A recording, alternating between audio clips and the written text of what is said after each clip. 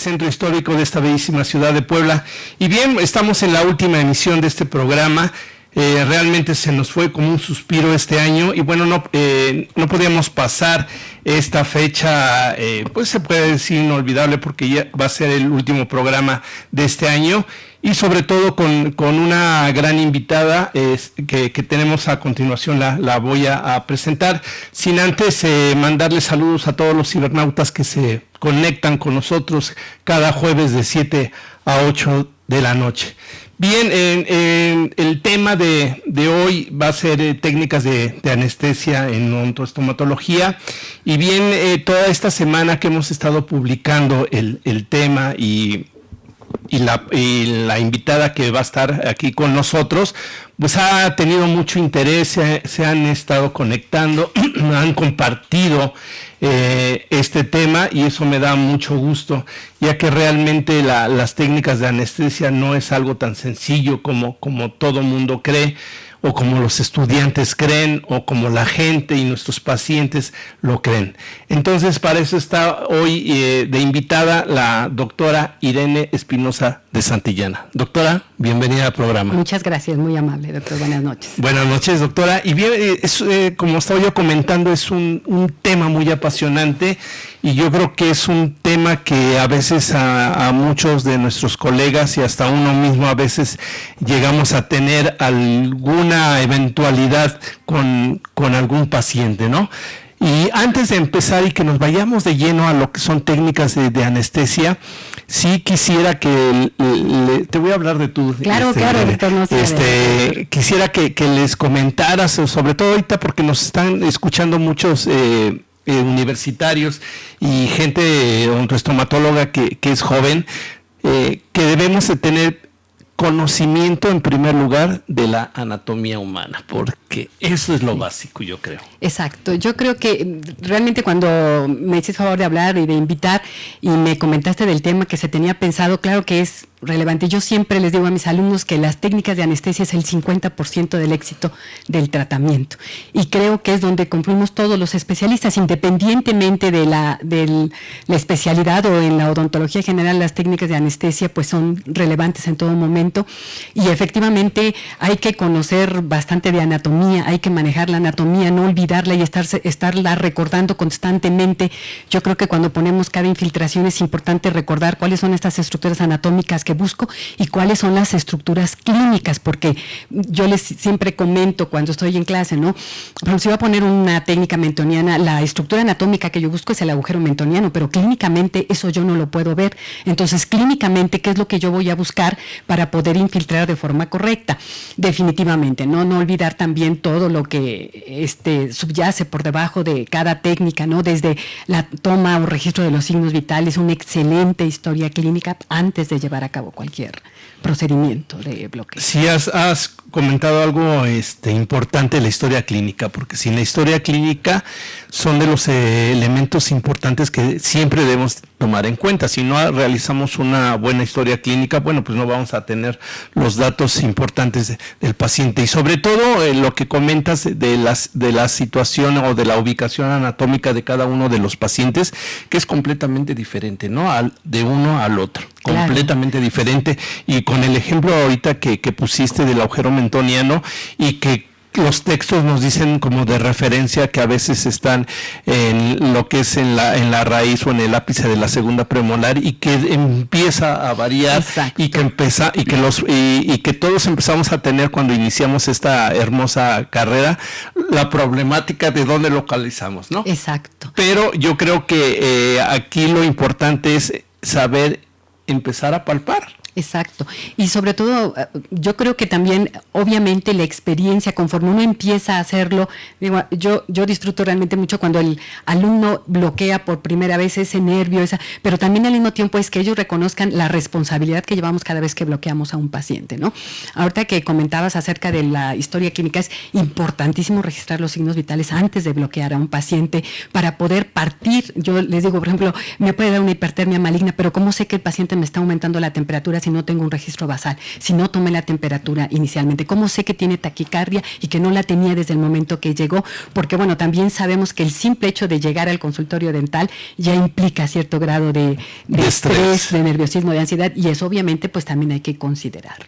Sí, también comentas esto que es importantísimo y no me dejarán mentir mis alumnos que cuando entran a clínica siempre les digo, antes de realizar cualquier infiltración deben tomar signos vitales, porque es importante lo que tú estás comentando, ¿no?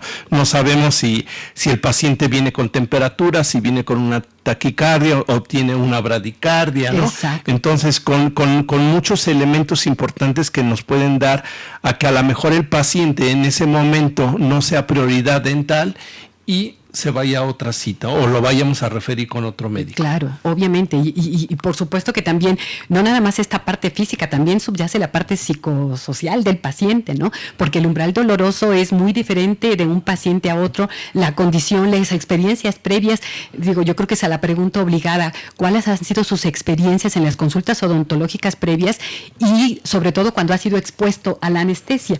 Porque cuando el paciente de repente dice, bueno, van repetidas ocasiones que cuando me infiltran experimento taquicardia o he tenido incluso lipotimia o desmayo, obviamente eso hay que tomarlo en consideración porque por supuesto que entonces eso prende nuestras alertas. Y algo que comentabas al principio se me hace súper importante es que obviamente es toda una responsabilidad estar aquí y agradezco la invitación. Bueno, y al estar revisando ahorita algunos textos para poder tener mayor seguridad al momento porque a pesar de que lo hacemos todos los días, siempre hay algo nuevo que podemos aprender y que podemos revisar.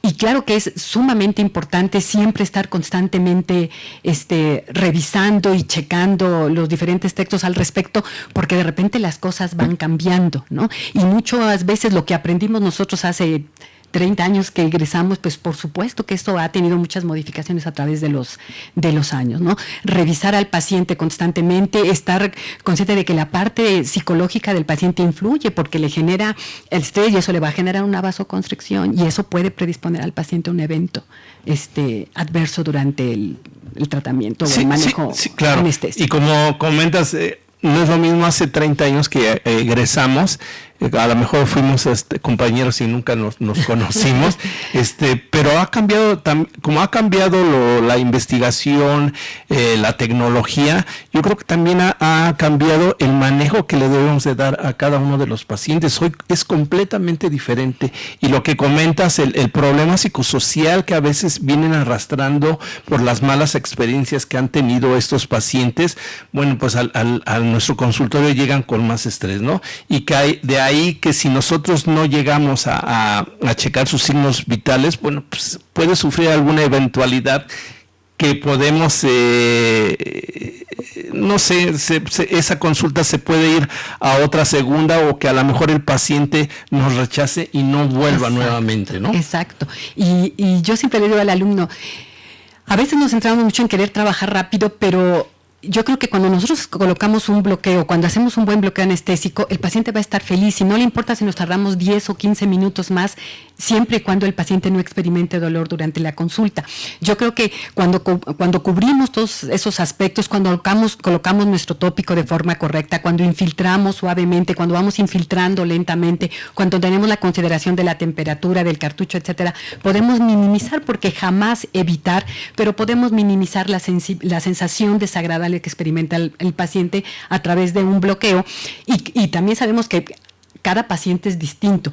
Hay pacientes que le tienen terror al bloqueo y que se rehúsan y que se resisten a ser bloqueados y que muchas veces sufren más queriendo llevar un tratamiento sin dicho procedimiento. En el caso, por ejemplo, de la cirugía, bueno, esto no es una opción. Definitivamente tenemos que bloquear al paciente, pero además el bloqueo debe ser muy buen bloqueo para que me permita esta osteotomía, para que me permita cortar y que me permita hacer una exodoncia prácticamente sin dolor. Claro. Y que el paciente quede convidado a y que no no tenga una experiencia desagradable en el desarrollo de su consulta. Sí, eso es bien importante, y sobre todo que los pacientes van valorando desde el inicio, ¿no? Desde cómo, no nada más cómo lo infiltraste, sino cómo lo recibiste, cómo le realizaste esa historia clínica. Y volvemos a lo mismo, y yo creo que tú vas a estar de acuerdo que hoy en día los pacientes que van a un consultorio y no les hacen preguntas, a lo mejor es la primera y última vez que van con ese compañero. Claro. ¿Sí? Y ya los pacientes quieren ver que se preocupen por ellos, que les pregunten si sufren de algún tipo de enfermedad, qué tipo de anestésico va a ser el que va uno a seleccionar para poder trabajar con ellos. Claro, y no olvidemos que hoy en día también el paciente con mayor frecuencia llega informado, porque tiene infinidad de medios ahora para saber, y entonces cuando llega al consultorio, incluso el paciente ya leyó, para bien o para mal, ya trae un bagaje, una información previa. Entonces yo creo que eso también es muy importante, ¿no? Que nosotros sepamos, hay que tomar en consideración, yo les digo a los alumnos, no únicamente qué procedimiento voy a hacer, cuál es la edad de mi paciente, porque eso obviamente es determinante para decidir la dosis, el anestésico que voy a utilizar, etcétera. ¿Cuál es el peso? Es importantísimo, no olvidemos en las técnicas de anestesia, cuando el paciente tiene sobrepeso o una obesidad franca, ¿cómo voy a calcular mis dosis de anestesia? Eliminando o tratando de hacer ese cálculo no sobre el peso que tiene el paciente, porque tiene un sobrepeso, una obesidad, sino sobre el peso idóneo o ideal que debiera tener el paciente. También es importante, por ejemplo, definitivamente, si tiene alguna condición sistémica de fondo, por supuesto, si es un paciente diabético, hipertenso, nefrópata, hepatópata, por supuesto que eso lo tenemos que tomar en consideración por el metabolismo, la excreción de los medicamentos, etcétera. Sí, es muy importante, y bueno, se tiene que adoptar la filosofía de los cirujanos maxilofaciales que dicen, cuando llega un paciente, ya están pensando qué es lo que van a hacer, cómo lo voy a hacer y a quién se lo voy a hacer, que es bien importante. Claro. Esos 3 pasos, ¿no? Al menos yo me los aprendí de memoria desde hace muchos años, y tienen razón en esa filosofía, ¿no? Estar pensando qué es lo que yo le voy a hacer al paciente, si es candidato realmente a esa cita, lo que le voy a realizar, y el tratamiento también, ¿no? Porque a veces quieren el mismo tratamiento, hablando en odontoestomatología en general, que le realizaron a lo mejor al vecino o al amigo, y que para él no es el apropiado, ¿no? Exacto. Porque a lo mejor se pierde funcionalidad ahí. Exacto, o no olvidar, por ejemplo, que en cuestión de extracción, vamos a poner el ejemplo de las terceras molares, es muy diferente extraer un tercer molar superior que un tercer molar inferior. Entonces de repente el paciente llega y dice, a mí ya me retiraron esta tercera molar superior, no me inflamé, no me dolió, fue rapidísimo. Sí, ok, perfecto, pero no olvidemos que es un procedimiento totalmente diferente, y que en lo general el tercer molar inferior conlleva un grado de dificultad un poco más alto. El proceso inflamatorio subsecuente generalmente es más evidente. Las molestias posoperatorias pudieran ser un poquito, que requieran de un analgésico un poquito más fuerte. Entonces, no olvidar que no es la enfermedad como tal, es el enfermo, ¿no? Eso también nos lo decían muchos los maestros. No hay enfermedades, hay enfermos. ¿Qué edad tiene? ¿Qué condición sistémica? ¿Qué tan nervioso es el paciente? ¿Cuáles han sido sus experiencias previas? Etcétera. Perfecto. Y bien, ya hicimos una introducción. Vamos a nuestro primer corte comercial, y ahorita venimos ahora sí con todo lo de técnicas de anestesia. Claro, en un momento regresamos.